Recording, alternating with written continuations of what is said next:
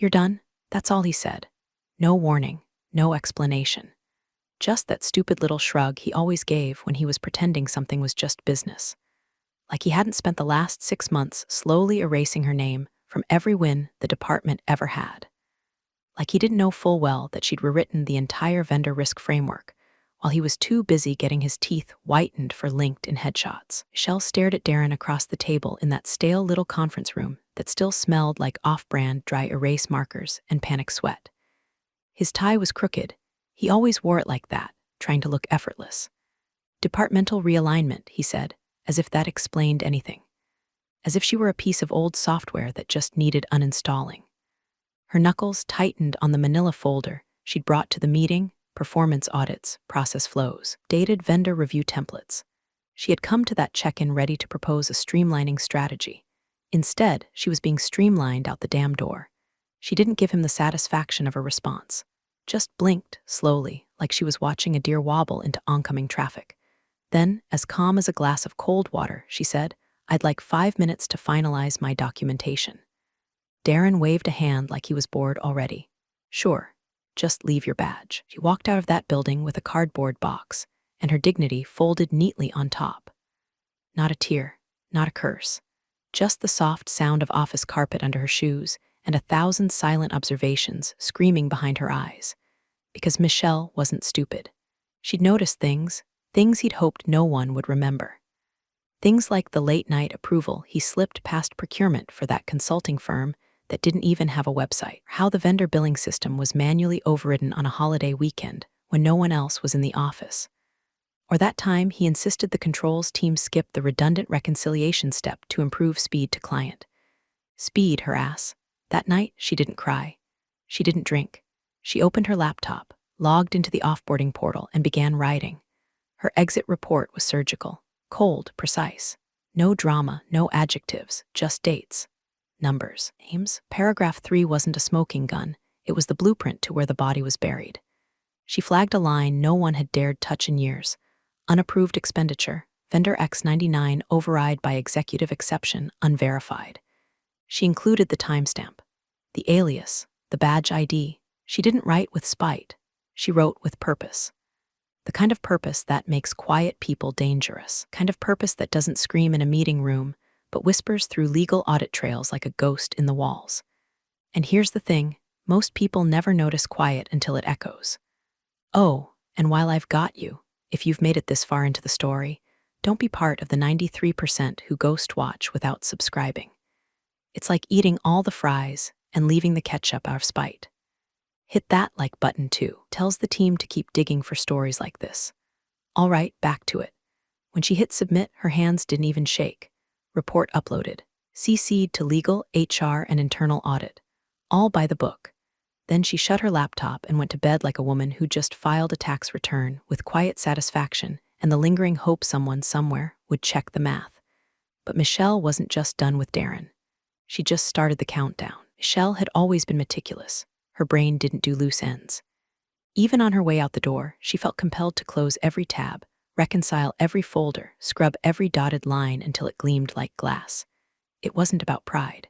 It was survival instinct. When you spend a decade cleaning up other people's messes, your muscle memory is all mop and magnifying glass. The company's offboarding portal was a bland little interface. Drop-downs, checkboxes, polite prompt that read, "We appreciate your contributions." Michelle stared at it like it owed her money. She'd already drafted her handover memo and attached the updated SOP index. Her final task, the exit observation report. It was the sort of thing most people filled with vague nonsense: great team, room for growth, some inconsistencies in workflow. Michelle was not most people. Her cursor hovered over the template. Her jaw clenched. And then she remembered it. Conversation from 4 months back. Darren, pacing in his office, fiddling with his Bluetooth earpiece like a man pretending to be busier than he was. "Just push it through," he'd muttered. "I'll handle the approval manually, legal'll catch up later." She hadn't thought much of it then. It wasn't her jurisdiction, not directly. But the name had stuck with her, vendor X99. She toggled to her archived inbox and typed X99 into the search bar. Hits came quick, emails from procurement, a contract request thread, a follow-up labeled urgent, manual override, Darren only. That one had no attachment. Just a reply per conversation approved. No audit trail, no countersignature. Just a black hole of compliance and Darren's greasy fingerprints around the edges. Michelle's pulse didn't spike. Her eyes didn't narrow. He just clicked open the report doc and wrote what needed to be written. Paragraph 3, unapproved expenditure, vendor X99, override by executive exception, unverified. Request for validation remained unresolved at time of departure. That was it. No accusation. No footnote. Just enough blood in the water for a real shark to start sniffing. She cross-referenced system logs and noticed something even stranger. The approval timestamp hit on a federal holiday. That alone wouldn't trigger alarms, unless someone realized Darren's was the only active badge pinged in the building that day. She pulled the access logs anyway, saved the relevant line to a personal drive. If no one followed up, fine. But if they did, she wanted to make sure she'd left breadcrumbs. Michelle encrypted the final packet, tagged it for internal legal review, and copied in HR and internal audit as required by policy. No flair. No farewell letter. Just one final, invisible punch to the gut of a man who thought he could make a decade disappear with a wave of his hand. When she hit submit, the screen gave her a cheery little green check mark. That was it. The last box checked. Her service was complete. Darren probably thought she'd gone home to cry into a pint of store-brand ice cream and scream into a pillow. But Michelle wasn't mourning. She was documenting.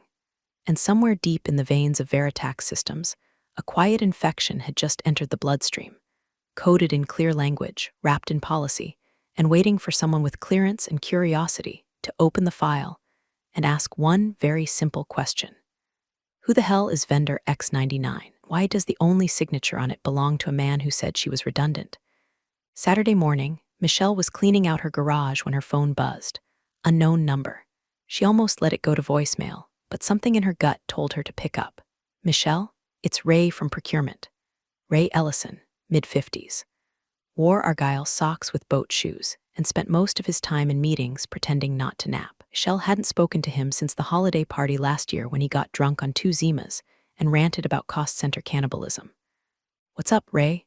A pause, then quieter, that entry, paragraph 3. Did you do it on purpose? Michelle set down the box of old power tools and leaned against the doorframe. I documented the facts. What others choose to do with them is not my concern. He sighed like someone who knew a storm had just crested the horizon, just dropped a grenade into a box labeled "Do Not Open." Then maybe someone should have labeled it better, she said, and ended the call before the silence got awkward. She didn't need confirmation. Ray's call was confirmation. Something had rattled loose, and once that kind of truth starts leaking through the cracks, corporate drywall can't hold it. By Monday morning, Veritax Systems' main lobby had the weird, heavy silence of a dentist's office moments before a root canal. Front desk security was jumpy. The receptionist's smile was thinner than usual. And then came the suits. Not Veritax suits, client suits. Crisp, coordinated, government-adjacent. 3 men and 1 woman, all badge scanned, escorted by an internal audit director Michelle used to mentor. They didn't stop for coffee. They didn't ask for name tags. Walked straight to the executive wing with grim little folders tucked under their arms. The kind of folders that don't leave a room until someone's title changes or someone's lawyer starts dialing. Darren heard about it secondhand. Amber from HR saw them in the elevator and texted him. Do you know anything about these people from Centrica? Centrica being the client's third-party compliance firm.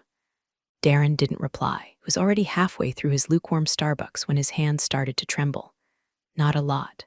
Just a little tremor at the rim of the cup. Enough to leave a faint brown kiss on the lid when he brought it to his mouth. He thought about calling legal. Then he thought about the override. Then he thought about Michelle.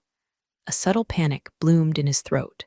In the hallway outside his glass-walled office, whispers started. People craned their necks as the suits were escorted into conference room D, the one with the smartboard Michelle used to run quarterly training sessions in.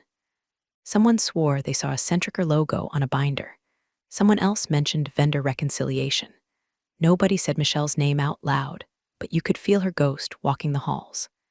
Darren tried to focus on his laptop, but all he saw was that folder, the one he greenlit, when he pushed past procurement with a wink and a half-joke about fast-tracking for innovation.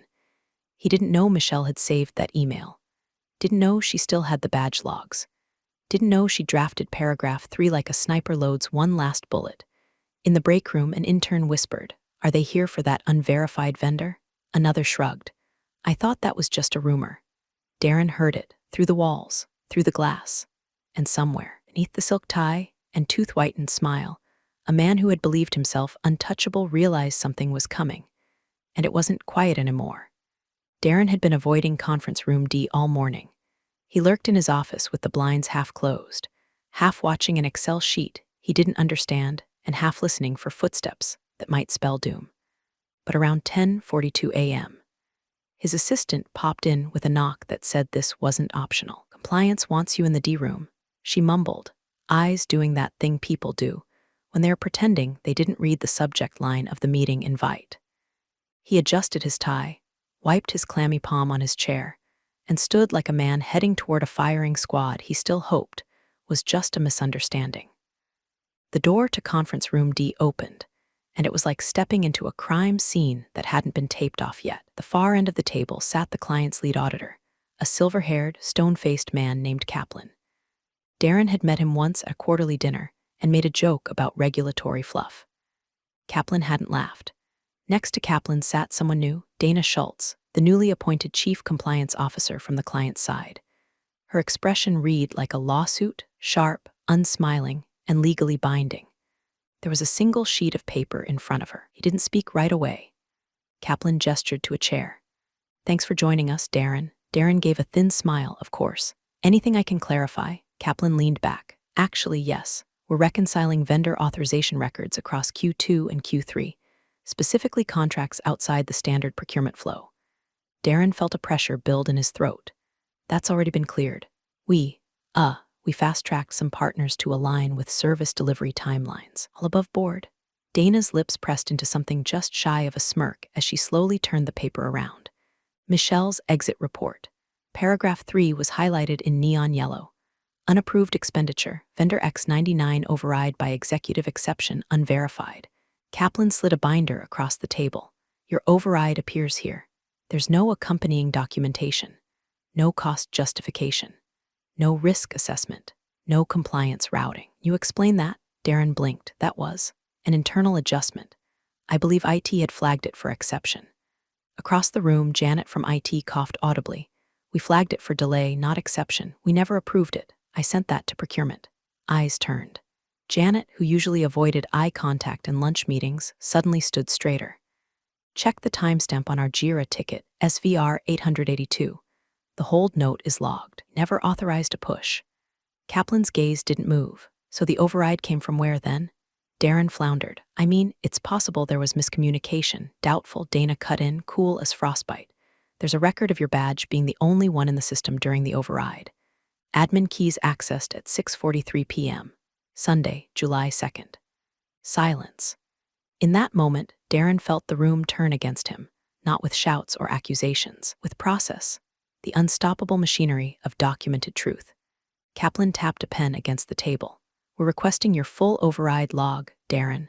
All non-standard vendor pushes over the last 2 fiscal years." He nodded like he had a choice. "Effective immediately," Dana added, "Finance will freeze all reimbursements linked to your department pending audit review. And we're halting onboarding of any vendors that lack secondary verification." Darren's mouth moved. No words came out.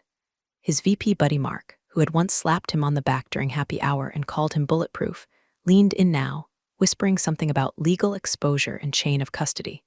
And just like that, the air changed. No one was backing him. Janet from IT had turned her monitor so the room could see the hold notice. Procurement had forwarded a flagged email thread. Finance was already pinging his phone with questions. In the middle of it all sat Michelle's name, printed in 11-point Arial at the bottom of that report. Not screaming, not vengeful, just irrefutable. A whisper that refused to be ignored. Michelle didn't recognize the name at first. The LinkedIn message came in just past midnight Sunday when she was brushing her teeth and scrolling out of habit. Subject line, quick question, Veritax Systems. Sender, Greg Havorson. She tapped the profile. Director of Risk Integration, Centrica Partners, the client's compliance consulting firm. The ones who wore tailored suits and carried clipboards like scalpels. Her finger hovered over the message. She could already feel the old reflexes kicking in. verify the sender, check connection overlap, look for mutual endorsements. Then she read the note. Hi, Michelle. I recently came across your exit documentation from Veritax. In particular, paragraph 3. Would you be open to a brief off-site conversation? Informal, just a clarification request. Coffee's on me. It wasn't threatening, wasn't overly formal, but it was careful, written like a man who knew eyes were everywhere. She responded 2 hours later after her second espresso and a long walk around the block. Sure, Hotel Atrium Cafe. Noon. She picked the place because it was neutral. Quiet. Tucked between a medical office and a shoe outlet, faded carpets and bad jazz covers playing through ceiling speakers. She'd held exit interviews here before. She liked how the staff never asked questions. Greg arrived exactly on time, dressed in a simple gray jacket and no tie. He looked more like a middle school vice principal than a compliance exec, which somehow made him more dangerous. Thanks for meeting me, he said, setting his phone face down. Michelle nodded. I figured if you were going to serve me papers, you'd have done it already. He smiled politely. No papers, just clarity. They ordered black coffee for her, chamomile tea for him. He didn't waste time. I've been brought in to assist the internal reconciliation. Your report outlined inconsistencies we'd suspected but couldn't validate, particularly around vendor X99 and the override. I wanted to ask, how confident are you in your audit trail? Michelle didn't blink. She reached into her purse, pulled out a small gray USB stick, and set it on the table like it was nothing. Greg raised an eyebrow. Everything's time-stamped, she said evenly. Chain of approval workflows, internal memos, revision histories. Copies of Darren's directives, including the one he sent after hours on a personal email, but forwarded to his work account. Folders encrypted, password on the label. She gestured to the tiny sticker on the drive. One word, clarity. He didn't touch it yet, just looked at her. You realize this puts your former department under significant review. I realize that, she replied. No one's questioning your motives, but I have to ask, why document all this, especially if you weren't planning to stay? Michelle sipped her coffee. Because I knew no one would believe it if I said it out loud. But they'd believe the logs. That's how you survive in places like Veritax. You don't get loud. You get accurate. Greg nodded slowly, like a man who spent his whole life sifting lies from spreadsheets and was surprised to hear someone speak plain truth. You never escalated it earlier. I escalated it to myself. That was as high as it could go without someone pretending they couldn't hear me. He finally took the drive, slid it into his inner pocket. No questions about backups. No comments about whistleblower status. Just a subtle shift in posture, like someone who just found the missing page in a puzzle. If we need you to confirm sequence chains for litigation, you'll get a time-stamped affidavit and a logged hash of every file I handed you, Michelle said, finishing her coffee. Silence settled for a moment. Then Greg stood and extended his hand. For what it's worth, Michelle, that one paragraph probably just saved the client millions in exposure. She shook his hand but didn't smile. It wasn't about the money, she said. It was about the truth being louder than Darren's voice for once. Then she picked up her purse, left 2 crumpled bills for the tip, and walked out without looking back. She hadn't raised her voice. She didn't have to. By Tuesday morning, the mood at Veritax Systems had curdled into something thick and sour. Even the glass in the elevators seemed to hum with paranoia. Slack channels went dead. Conference calls were suddenly rescheduled, kind of hush that descends when a body's trying to figure out which organ is about to be removed. Darren arrived late. No tie, hair slightly out of place. Eyes ringed with the kind of shadow you only get from bad sleep or worse conscience. His badge still worked, but only barely. It took 2 beeps instead of 1. A silent warning. By 9:13 a.m., his calendar had been force-populated with a meeting. Internal review session, conf room 6B. Mandatory. No subject line. No end time. Legal was already there when he arrived. 2 of them. Quiet, flat-voiced. One flipped open a black Moleskine. The other tapped record on a tiny digital recorder without even glancing at him. Let's begin with the approval process for vendor X99, one said, monotone. Can you walk us through the rationale? Darren tried to muster his usual mix of charm and deflection, but the words hit the table with a thud. Nothing bounced. Across the room, an HR representative took notes, eyes lowered, body language neutral, like she was watching an old dog get gently euthanized. Outside the meeting room, things were worse. The client had halted all active contracts with Veritax pending investigation.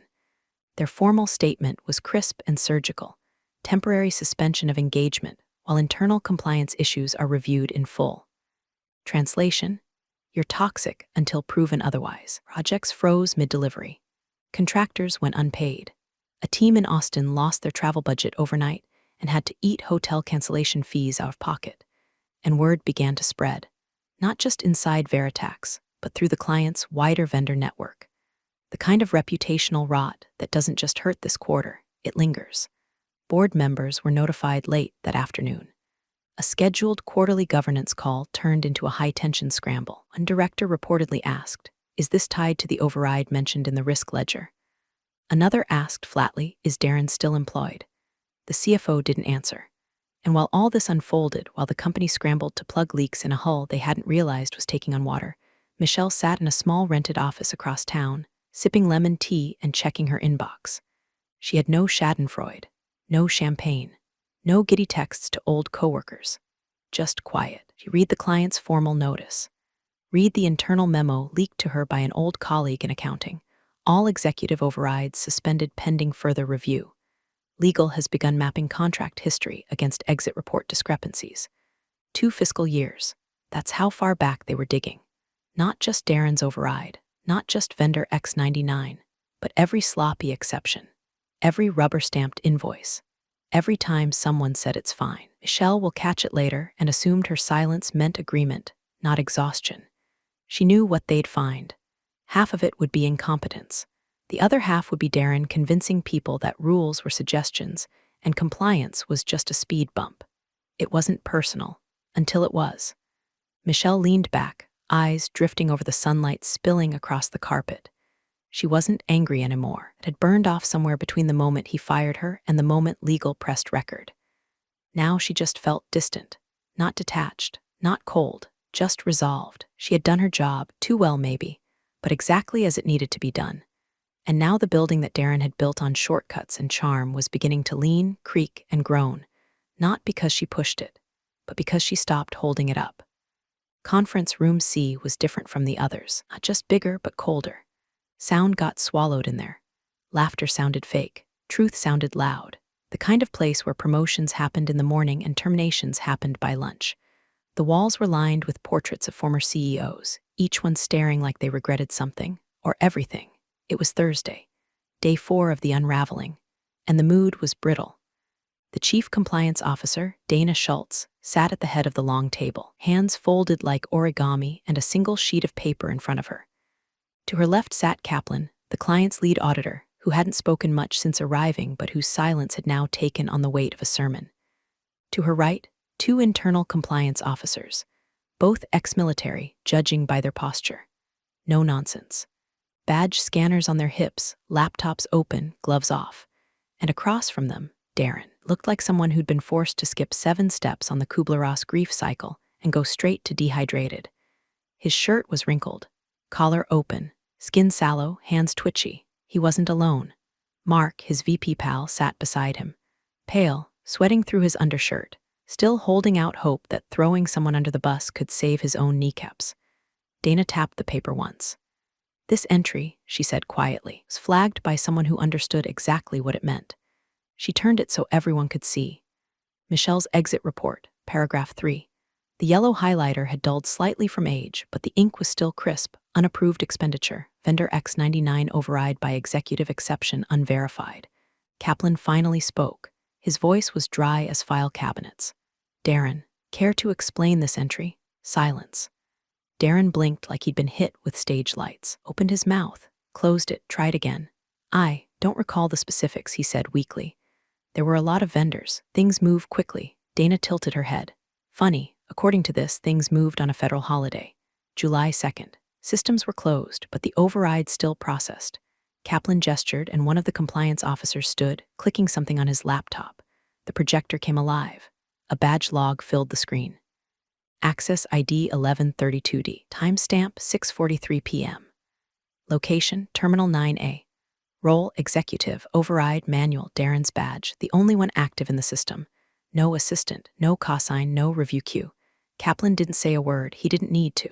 Mark tried to salvage what was left. Maybe it was pre-approved offline. Maybe legal was copied. Dana held up a hand. We checked. No approvals, no backup, no budget note. no legal routing. Vendor was on a restricted watch list, flagged by procurement 6 weeks prior for lack of credentials. You pushed it through. Darren swallowed audibly. Michelle, she was disgruntled. She had reason to want to, Kaplan stood. Don't, just that, one word, sharp enough to sever the air. Don't insult the intelligence of the only person who did their job. The room shifted. Everyone felt it. This wasn't about one override anymore. This was about the culture Darren had fostered. Compliance was a checkbox, truth was inconvenient, and people like Michelle were treated like office wallpaper while quietly keeping the walls from collapsing. Dana reached into her binder and pulled out a second sheet, a draft contract amendment, pre-cleared with legal, ready for signature. The clause at the bottom read, all future override access shall require dual authentication sign-off from compliance and finance. No executive may unilaterally authorize restricted vendors. She looked at Darren. We will be recommending termination for cause. Effective immediately, pending HR review. Then she turned to Mark, and we'll be reviewing your override activity next. I suggest you prepare. Darren didn't argue, didn't deny, didn't beg. He just stared at the screen where his own badge had betrayed him. Because that one line, paragraph 3, hadn't been a fluke. It had been a fuse. Someone finally lit it. It happened quietly, which somehow made it louder. No security parade, no shouting match in the lobby, no angry emails sent from a personal account to all staff before the badge was deactivated. Just a simple walk down the 4th floor corridor at 3:14 p.m. 2 HR reps flanking Darren like parentheses. He didn't carry a box. There was nothing in his office worth taking. Just a dozen picture frames he'd staged with stock photos, and a monogrammed whiskey glass someone gave him during the Q3 Hustle Hard campaign. He didn't say goodbye to anyone. Most people didn't even notice until Slack updated his status to no longer with Veritax. A few minutes later, the leadership announcement hit inboxes with the surgical tone of corporate damage control. Effective immediately, Darren Hallbrook is no longer with the company. Thank him for his service and wish him well in future endeavors. Below that, in bolder font, Veritax Systems remains committed to full cooperation with our clients' ongoing compliance initiatives. It was the closest thing to a confession you'd ever get from a place like this. Mark, his VP buddy, called out sick the next day and never returned. Meanwhile, legal scrubbed through every executive override back to fiscal year 2021. Procurement initiated a full-stack vendor re-verification project. Internal audit implemented new controls for C-suite spending. Every line item now triggered a shadow approval from compliance before a single penny left the books. But the real shift happened on the client side. Michelle was home folding laundry when she saw the subject line. Opportunity to consult, she opened it. Plain text. No fluff. Michelle, we've been impressed by your attention to detail, professional ethics, and the precision of your documentation. We're creating a role, advisor to the Chief Compliance Officer. We'd like you to consider it. You'd report directly to Dana Schultz. Terms negotiable. Schedule flexible. Let us know if you're interested. No resume, no interview, no internal politics. Just a quiet invitation to step into a room she'd once only seen through a one-way mirror. She read the message 3 times. Not because she didn't believe it, but because it wasn't laced with sugar or bait. Just recognition, direct and clean.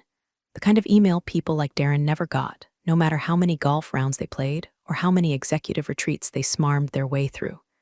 Michelle sat back, laundry half folded, hands resting on a pair of socks she suddenly couldn't remember matching. It didn't feel like triumph. It felt like justice with its shoes off. She didn't forward the email to anyone, screenshot it, didn't go online to make a passive-aggressive post about how the quiet ones always rise. She just stared at the words and let the weight of it settle like warm cement. For years, she'd kept her head down, had her work handed off, her memos quoted without credit, her boundaries dismissed as rigid. She wasn't flashy, wasn't political, and she damn sure didn't play dumb when things smelled wrong. And now here it was, not revenge, just recognition. She clicked reply, happy to discuss. Let me know next steps. Then she returned to her laundry, humming something tuneless, a half smile on her face, and the quiet knowledge that when the walls fell down, it wasn't because she pushed them. It was because she finally let go. The boardroom was colder than she remembered. Different skyline, this one overlooked the city instead of the parking structure. But the same breed of long table, the same polished silence humming beneath recycled air, the same types of men circling it, though now a few of the faces were new. Younger, cleaner, less smug for now. Michelle sat beside Dana Schultz, the new chief compliance officer, whose posture could have been carved from discipline. They hadn't exchanged many words since the offer. There hadn't been much need. Dana was the type who respected efficiency over charm, and Michelle had delivered exactly that. Across the table, the client's senior legal counsel wrapped up a clause-by-clause review of the new engagement agreement. The old contract, tainted by Darren's invisible ink, had been gutted. In its place, a lean, tight, surgically drafted instrument that gave compliance final say on vendor selection, override protocols, and discretionary spending thresholds. Michelle had co-authored it. Paragraph 3 of the new contract mirrored her old exit report almost exactly. All executive overrides shall be subject to verification by compliance. No expenditure may be authorized outside standard protocol without dual-party approval. Any violation shall trigger immediate audit. They didn't call it the Michelle Clause, but everybody in that room knew what it was. As the final signatures went down, a younger executive at the far end, couldn't have been older than 30, leaned over to the man beside him and whispered, not quite quiet enough. Was it really just one line that did all this? Michelle didn't look up. She uncapped her pen, pulled a fresh legal pad toward her, and said softly, "It only takes one line if it's true. Silence, not awkward. Reverent." Across the table, a senior partner glanced up from the document, paused as if recalibrating who she was, and nodded once. Dana passed the final copy to legal. Kaplan, the auditor, gave Michelle a rare blink of approval before gathering his files. Meeting adjourned. As people filed out, most offered polite nods. Some offered nothing. That was fine. Michelle didn't need applause. She didn't need a plaque or a press release or a linked-in puff piece titled From Invisible to Indispensable. She just needed that moment. The kind where the people in the room saw her not as a footnote, but as an author. She opened her pad, wrote the date across the top in slow, neat print. Then, just beneath it, she underlined a single word in all caps. Clarity, no flourish. No signature, just that. A reminder to herself of what it was all for. She gathered her things slowly, adjusted the chair like she'd never left it, and stepped into the corridor as the afternoon light sliced through the tinted windows. Behind her, the new contract sat laminated and logged, a permanent fixture in the risk governance stack. And beneath all of it, buried in the footnotes and audit logs and backup drives, was the line no one would ever forget. She didn't burn the building. She just lit a match, walked out, and let the blueprints do the rest.